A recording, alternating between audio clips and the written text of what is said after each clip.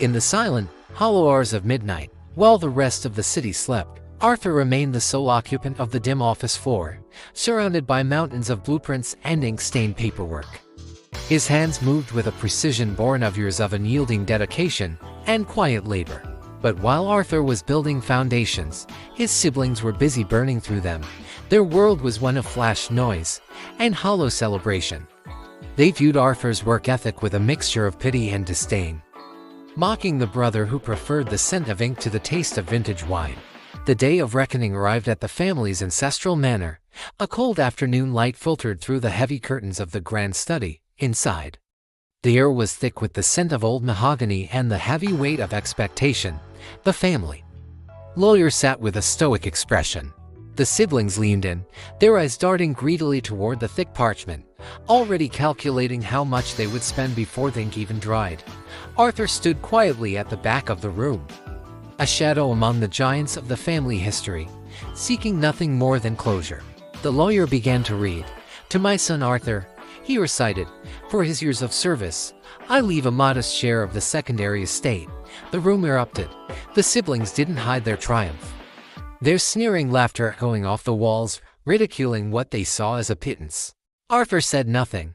He simply watched, his dignity a shield against their barbs, waiting for the lawyer to finish the sentence. The lawyer cleared his throat, a sharp sound that silenced the room. He reached into a leather briefcase and pulled out a second document.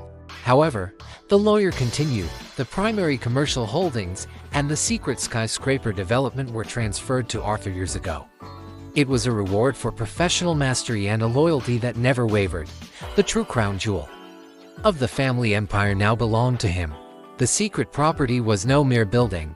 It was a massive, modern architectural marvel that redefined the city's skyline. Shock replaced greed on the faces of the siblings. The air left the room as they realized their modest brother had eclipsed them all.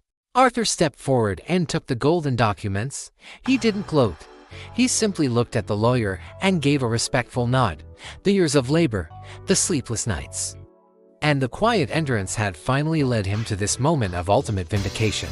As he walked out of the manor, the heavy clouds began to part, casting a long, hopeful light across the path ahead. He wasn't just inheriting a property. He was stepping into the life he had built with his own two hands, stone by stone.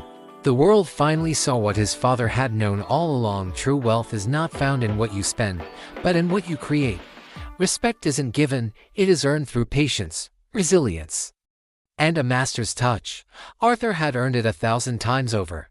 The legacy of the hard-working son was now written in the steel and glass of the city he helped build. In the end, the blueprints of a life well lived were the only documents that truly mattered. The secret was out, the respect was absolute, and the future was finally his to design.